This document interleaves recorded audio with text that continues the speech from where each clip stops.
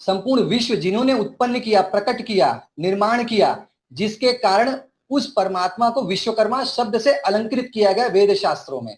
समस्त वेद शास्त्रों में, चाहे वो वेद हो, उपवेद हो, चाहे उपनिषद ग्रंथ हो, चाहे पुराण हो, चाहे स्मृति ग्रंथ हो, तो सभी में विश्वकर्मा परमात्मा विश्व की उत्पत्ति करने के कारण उन्हें विश्वकर्मा उपाधि से अलंकृत किया गया। वेद शास्त्र उनकी महिमा गाते हैं।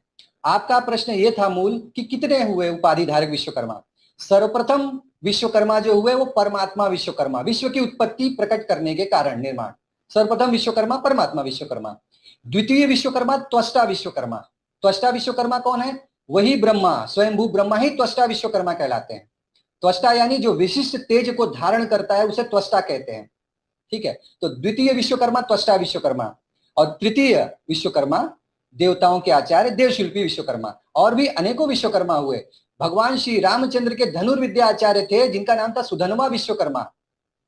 आप सनातन धर्मियों को यह भी ज्ञात होना चाहिए, रामायण में विस्तृत वर्णन रहा है कि भगवान रामचंद्र जी के मर्यादा पुरुषोत्तम भगवान रामचंद्र जी के धनुर्विद्या आचार्य कौन थे? सुधन्वा विश्वकर्मा। उनको भी विश्वकर्मा की उपाधि से अलंकृत किया गया। वेदों में देवताओं के गुरु बृहस्पति को भी विश्वकर्मा कहा गया।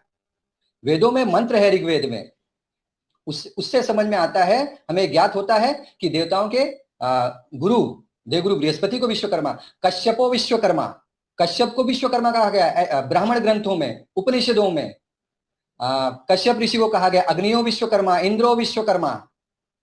अनेकों स्थान पर त्वष्टा को भी विश्वकर्मा कहा गया।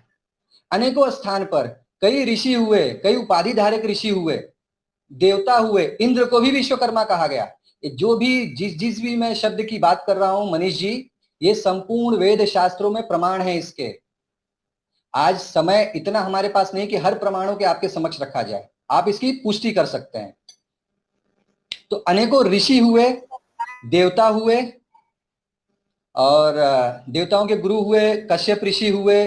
और आपको मूल बात मैं बता देता हूं, जब सृष्टि की उत्पत्ति हुई तो वास्तु और शिल्प के उपदेष्टा ऋषियों में 18 ऋषि हुए जिन्होंने सृष्टि की उत्पत्ति के समय शिल्प और वास्तु का उपदेश किया। यानी जब